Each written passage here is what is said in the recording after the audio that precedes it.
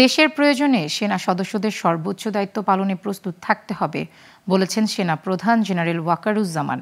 সকালে রাজশাহী সেনানিবাসে প্যারেড গ্রাউন্ডে বাংলাদেশ ইনফ্যান্ট্রি রেজিমেন্টাল সেন্টারে ৭ম কর্নেল অব দি রেজিমেন্টের অভিষেক অনুষ্ঠানে তিনি কথা বলেন।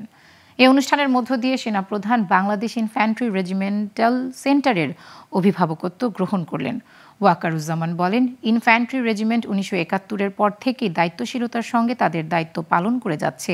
আগামীতে এই রেজিমেন্টকে আরও আধুনিক ও সক্ষম করে গড়ে তোলা হবে।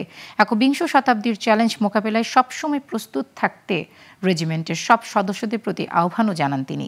অনুষ্ঠানে উপস্থিত ছিলেন সেনা সদর, বাংলাদেশ ইনফ্যান্ট্রি রেজিমেন্টের ঊর্ধ্বতন কর্মকর্তা সহ আরও অনেকে।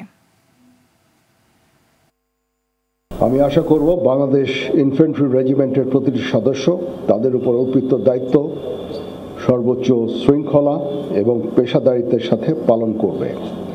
এই রেজিমেন্টের প্রতিটি সদস্য দেশের যে কোনো প্রয়োজনে স্বতঃস্ফূর্তভাবে দায়িত্ব পালন করবে এবং প্রয়োজনে নিজেদের জীবন উৎসর্গ করতে প্রস্তুত থাকবে।